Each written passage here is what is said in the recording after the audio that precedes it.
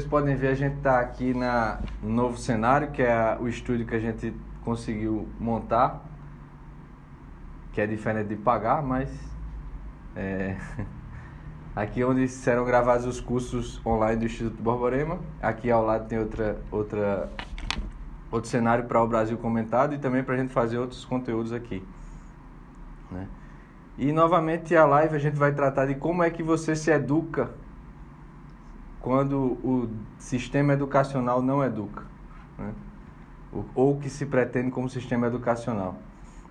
E eu vou tentar ser mais sucinto e retomar alguns pontos para depois a gente poder avançar.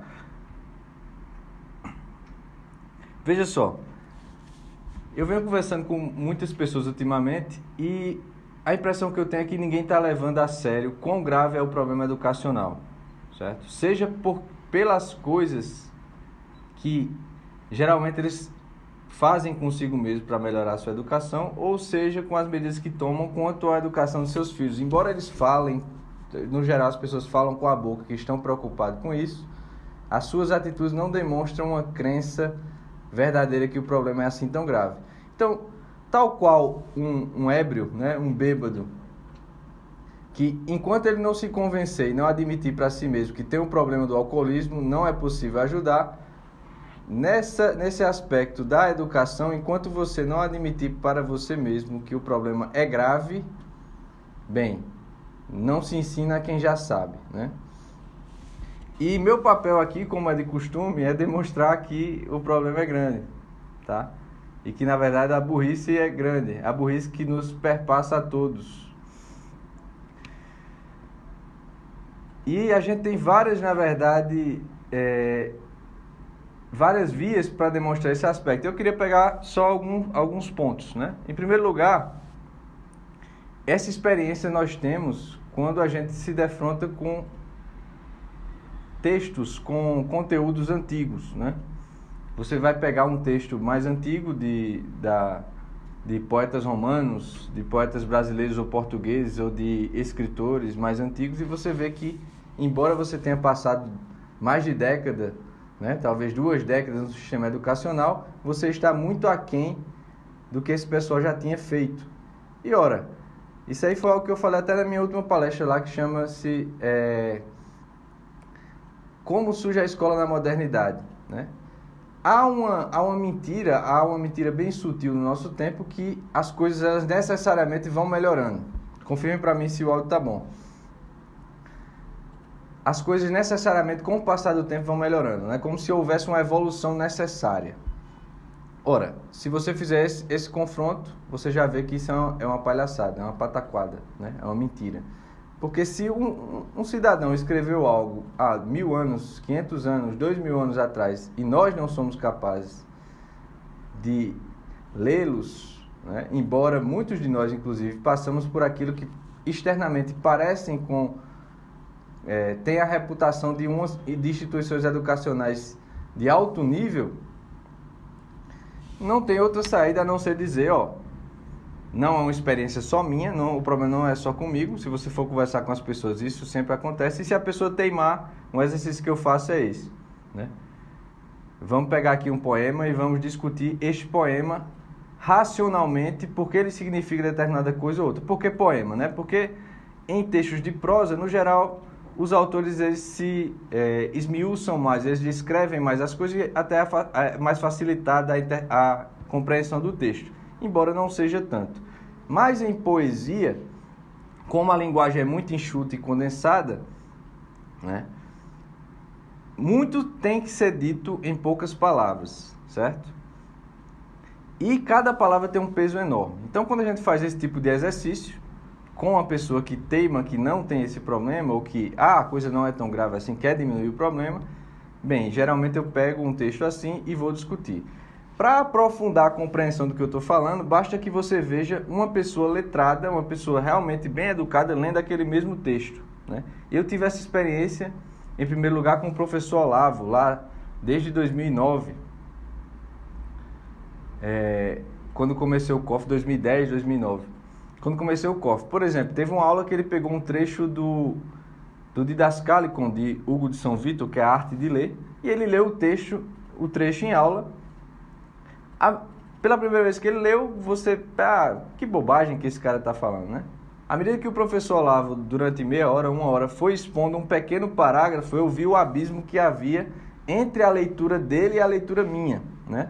Depois eu tive duas experiências bem importantes nessa minha trajetória educacional, que foram com os professores Francisco Cossim e o professor Rafael Falcon, quando eles estiveram aqui em Campina Grande, no Instituto Borborema, e nos deram algumas oficinas de leitura, né? O professor Francisco Cossim pegou contos e o professor Rafael Falcon pegou poemas. E eu pude mensurar qual era a disparidade entre o que eu conseguia extrair do texto, do mesmo texto, né? E o que eles conseguiam. Desde então, eu não me dei por satisfeito. A Taba está dizendo aqui que está um pouco baixo. Tenta aumentar um pouquinho do teu aparelho, por favor. Então, eu não me dei por satisfeito porque eu disse, não é possível que alguém consiga fazer isso, consiga ler deste modo, e eu não consigo, embora eu tenha passado 22 anos no sistema educacional, né? Daí, eu não virei o rosto, na verdade, né? Eu não virei o rosto e não fingi que não era comigo, até porque além da minha própria situação, eu pensava nos filhos que eu ainda não tinha. Hoje eu já tenho, né? Tenho 2 filhas. E eu pensei, um dia eu vou prestar contas dessas almas que me foram confiadas para conduzir na vida, né? E se eu não estou à altura de algo básico, que é a leitura, porque se você olhar direitinho, a leitura, ela é a base de todo e qualquer conhecimento, né? Daquilo que não está presente. Então, se você não tem pessoas presentes com uma capacidade enorme sobre determinado assunto que pode lhe transmitir oralmente, o que é muito difícil, né? Até mesmo que você tenha essas pessoas, elas não têm o tempo todo à sua disposição para tirar dúvidas e para lhes ensinar, né? E além do mais, há o registro de muita coisa que ficou atrás e que muitas pessoas não são capazes de reproduzir. Então, não importa a área que você queira estudar, tudo vai se dar através da linguagem. E o Aristóteles, né? Aristóteles, não, o grande Aristóteles, ele já dizia: o conhecimento humano, né? São Tomás de Aquino também retoma isso. O conhecimento humano, ele se dá pelos sentidos. Mas, vejam só, preste atenção nessa parte. Se dá pelos sentidos e você apreende experiência, apreende a realidade através dos sentidos, mas quando você vai articular a realidade, vai articular coisas que estão ausentes, que é uma faculdade somente do ser humano, né? Os animais não têm isso. Você vai falar de algo que não está presente e vai tentar entrar no âmago das coisas que não são... Esse âmago não é visível. Você vai precisar raciocinar sobre coisas que estão na sua mente, na sua memória, ou que você consegue, a partir disso, também projetar com a sua imaginação. Isso se dá tanto a memória como a imaginação por uma faculdade que é a mesma, né? O Aristóteles chamava de fantasia. Acontece que nesse processo aí, que você vai transmutar a experiência em memória, certo?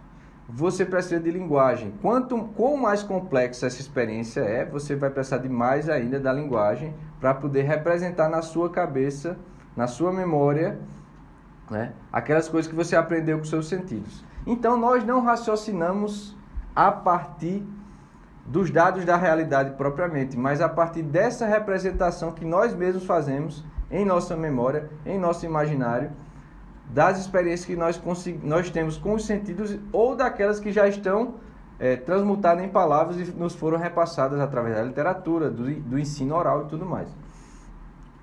Ou seja, quando eu falo que o fato de não sabermos ler algo que foi produzido antigamente é grave, reside nesse aspecto aí profundíssimo.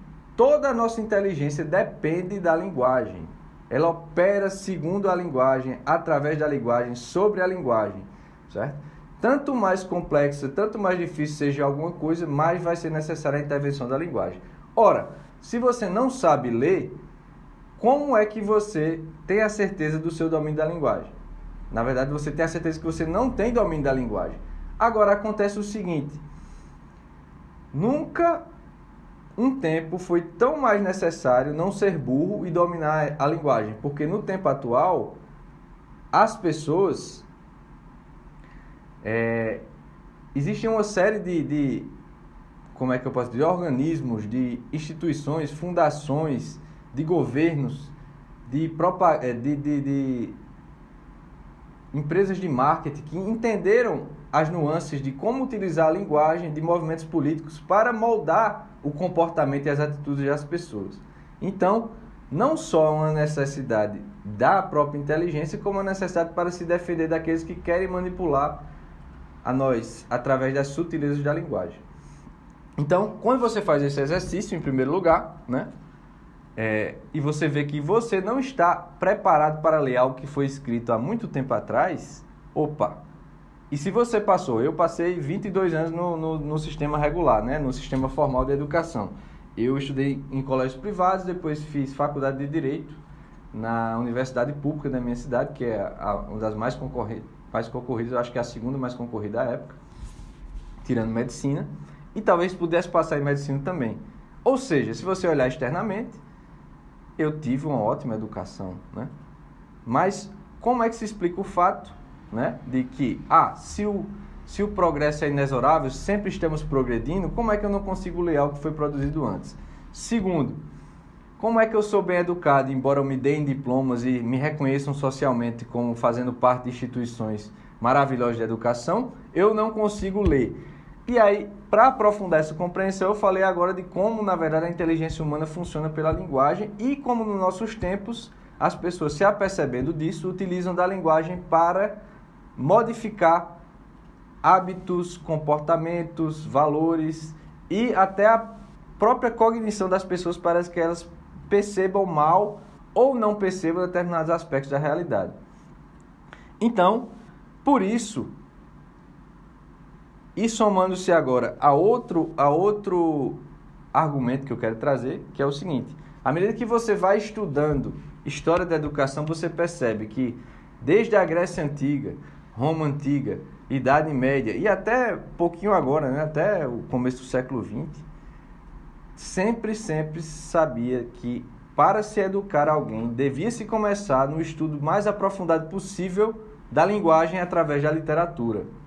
Então, somando esses argumentos que eu dei agora, a experiência humana que produziu Sócrates, Platão, Aristóteles, Goethe, né, Dante Alighieri, São Tomás de Aquino, Santo Agostinho, e aí a gente podia citar aqui muita gente, né, Balzac, o próprio Machado de Assis. A experiência humana educacional, pedagógica, produziu essas pessoas e, portanto, por ter produzido essas pessoas, pode bater no peito e dizer, não, eu sei o que é educação, né? Como é que você prova que você sabe o que é educação? Mostre-me quem você educou.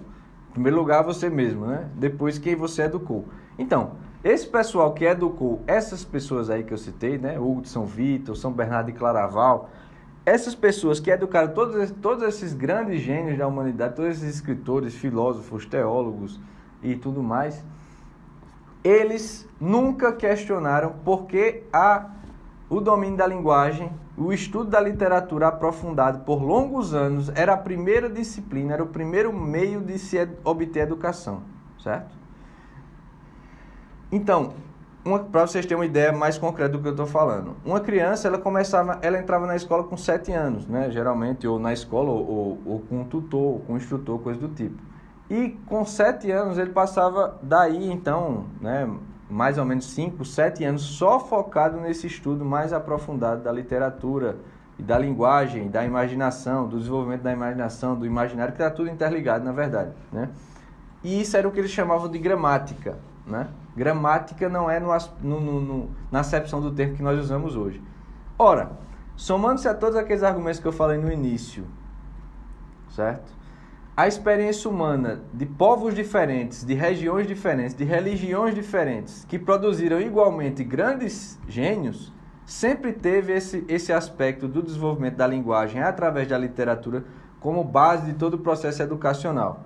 E quando você compara isso com o nosso tempo, em que pessoas com pós-doutorado, pessoas que ocupam o Ministério da Educação de um país de 200 milhões de habitantes, escreve cabeçalho né? Quando você tem um filósofo de um partido que dominou o país e ele escreve Getúlio com LH, né?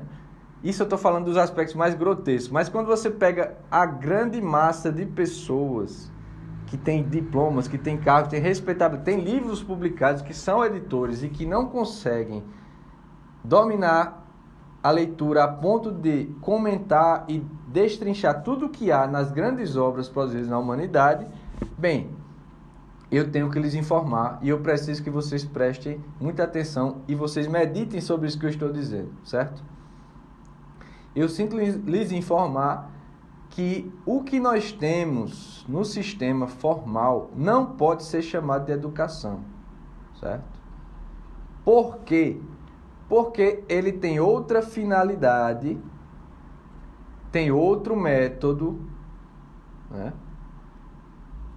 Além disso, tem outro conteúdo e os requisitos para alguém ser professor também são outros. Ou seja, o que nós temos hoje, na verdade, é um bocado de instituições que seguiram no tempo, mas não seguiram o que se fazia dentro delas, né? Sob seu guiamento, tomando o nome de outra coisa que praticamente não existe no mundo atual, certo? E roubando as glórias desse processo anterior, substituindo por outro processo que chamam pelo mesmo nome para enganar as pessoas, ou até porque elas já foram enganadas. E aí a gente recebe essa mentira, né? A gente é enganado também por longos anos para dizer que você foi educado, ou você faça tal coisa nesse sistema, obtenha um diploma e você será uma pessoa educada.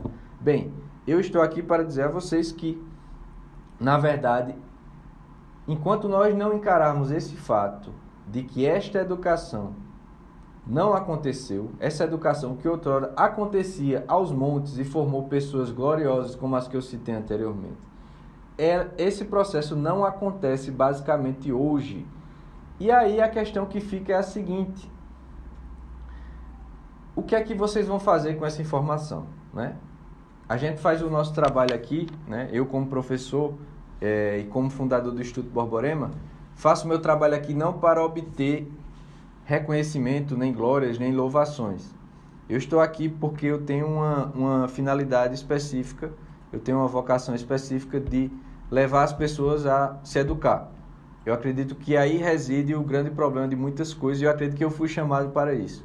Então, voltando agora para vocês que estão me ouvindo, né? Antes da gente pensar nos outros, antes da gente pensar em toda essa degradação em redor, a gente precisa pensar o que nós faremos com essa percepção. Primeiro vocês precisam aceitar, meditar nisso que eu estou dizendo, certo? E como todas essas questões, esse domínio básico de uma disciplina, de uma capacidade humana, que outrora sempre foi colocado no início do processo educacional, estando ausente do nosso processo educacional, como é que isso vai prejudicar a nossa vida? Isso vai prejudicar a nossa vida, para isso você olha a sua própria vida, né? Como muitas vezes uma coisa que também é muito recorrente são as pessoas perguntando, como é que eu educo meu filho? O que é que eu faço? Né? Será que se eu calço a luva ou ponho o anel? Né? As pessoas geralmente estão, na verdade, bastante perdidas quanto às suas próprias vidas, e ainda mais quando essas coisas tocam educação e o cuidado com pessoas que dependem de nós, a começar de nossos filhos. Então, se você está numa situação assim, né, que não sabe nem por onde começa, não sabe como vai resolver esse problema, mas, em primeiro lugar, está disposto a, independente de quão grande seja o problema, aceitar, abrir-se à realidade dele, né, que é isso que eu estou dizendo aqui, a gente vai poder começar a conversa para ajudar você a seguir certos passos que nós conseguimos seguir até aqui e que muitas pessoas têm ajudado e outras pessoas já conseguiram, né, estão em contato. A gente só vai poder começar o processo de ajudar as pessoas a se educar se nós aceitarmos que não somos educados, em primeiro lugar, educados. Segundo lugar, Qual a importância disso? Em terceiro lugar, aí vai partir de uma palpitação, né? De uma palpitação do coração, de um brio, né? De uma inconformidade com a situação desta, né? Que, ora, seres humanos iguais a mim, outrora, conseguiam chegar nisso, porque eu não vou conseguir. E outro argumento para isso, que eu acredito que é bem interessante, é a gente pensar o seguinte: existe aquela parábola dos talentos, né? Que Nosso Senhor fala que um homem recebeu um talento, outro recebeu 5, outro recebeu 10. O que havia recebido 1, quando o Senhor que havia lhe entregue o talento retorna, só lhe devolve o mesmo talento que havia enterrado, né? Enquanto os outros haviam multiplicado o que eu recebera 5 multiplicou por mais 5, e o que recebera 10 multiplicou por mais 10. E esses talentos foram devolvidos e esses outros foram louvados pelo Senhor, enquanto aquele que enterrou o talento foi condenado, né? Você não foi para isso que eu lhe dei o talento, né? Servo mau.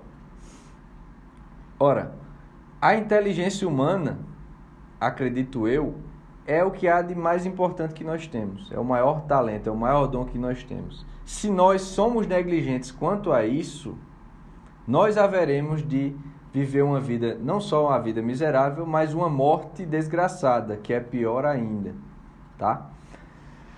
E os efeitos dessa incapacidade de lidar com esse maior dom e de desenvolver isso estão na nossa sociedade em redor. Basta ver quantas pessoas em altos postos, em altas funções, desde a esfera menor do seu bairro, da sua cidade, depois do seu estado, depois do país e do mundo. Quantas pessoas nesses estados elas são incapazes de sequer conduzir as próprias vidas de maneira adequada, quanto mais conduzir aqueles que lhes são confiados ao bem comum, a uma sociedade ao bem comum. Então, quando você faz essa comparação do sistema educacional antigo e do que tem hoje, depois você faz a comparação de quem foram as pessoas antigas e quem são as pessoas de hoje, você vê também essa ligação já nos efeitos da vida atual. Então, por tudo isso, é urgente, por favor, acredite em mim. É urgente que você faça esse exame, certo? Seja por esses argumentos que eu usei, seja por essa comparação com os textos, seja pela comparação com o sistema educacional que havia antes. É preciso que você faça esse esforço e você, dentro da sua consciência, né, meditando sobre essa realidade, você tome uma decisão de primeiro aceitar: eu não sou educado. Isso que fizeram comigo foi uma mentira. E se eu não me tornar educado, bem, estarei desperdiçando o que há de mais alto em mim, não saberei me conduzir, muito menos ajudarei a outras pessoas a se conduzirem. E bem, terei uma morte, né? E aí a gente precisa sempre ter essa perspectiva da morte. Terei uma morte talvez patética, né? A coisa não é morrer, é morrer feito um idiota.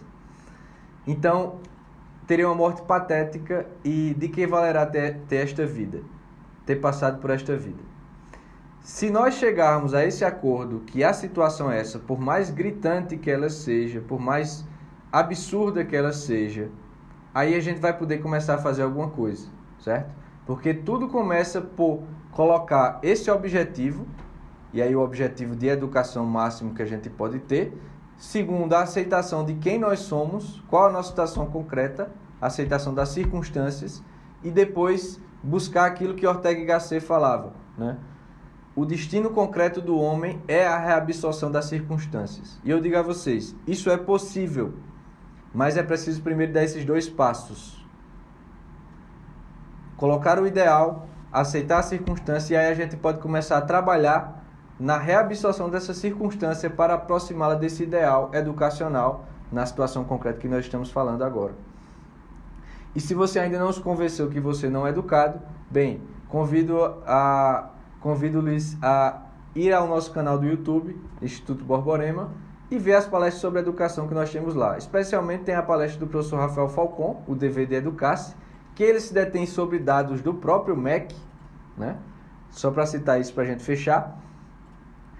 chegou a hora de parar com palhaçada. A gente tem uma pesquisa do próprio MEC, que foi encomendada, que demonstra que 92% da população brasileira é analfabeta funcional. O que é analfabeto funcional? É alguém que não sabe ler, certo? Nem no nível mínimo aceitável para se ler uma notícia de jornal. Quem dirá para ler Camões? Quem dirá para ler Cícero? Quem dirá para ler Shakespeare? Quem dirá para ler o que há de melhor da humanidade? Agora, raciocine comigo. Se 92% da população é analfabeta funcional, certo? E todas as pessoas praticamente passam pelo ensino regular, chegou a hora de encararmos o fato de que esta porcaria não funciona. Se eu dissesse a vocês que há um médico, que a gente deve levar nossos filhos, nossos familiares e irmos a esse médico, mas tem um problema, 92% das pessoas que vão lá morrem ou ficam mais doentes do que estavam. Vocês levariam? Bem, o problema da burrice é que quanto mais burro se é, menos se percebe o estado de burrice. Mas como a gente tem, veja que coisa escandalosa. A gente tem um sistema educacional com orçamento bilionário, com milhares, milhões de pessoas envolvidas no país inteiro, que depois de anos, décadas, tem uma população de 92% de analfabetos funcionais. Ou seja, essa coisa não funciona, não funciona. Não há como argumentar em favor, certo? Para você entender isso melhor, veja essa palestra do professor Rafael Falcon. Há outras palestras minhas lá, 3 palestras minhas, há 2 do Caio, se eu não me engano, uma do Pedro, uma do professor Miguel Najib, do Escola Sem Partido, que aí ele fala da situação atual. Veja lá, entenda melhor, né? E eu voltarei nas próximas lives tratando mais desse assunto e quem sabe, se vocês acreditarem em mim, se vocês aceitarem que essa é a situação real, agora a gente vai poder partir, né, da realidade mesma, que é a nossa situação absurda de falta de educação, para começar a buscar essa educação que pode ser alcançada e deve ser alcançada, porque nós temos uma alma, né? Nós temos inteligência, e se nós temos isso, nós somos obrigados, para o nosso próprio bem e para o bem dos outros, de desenvolver. Muito obrigado, meus amigos, fico por aqui por hoje e um grande abraço.